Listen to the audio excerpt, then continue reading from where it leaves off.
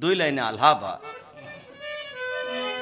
हाय अरे रोई रोई गिर जा कहाँ भोले से बयनवा और नैहरे का सुख नहीं मिले ससुरार।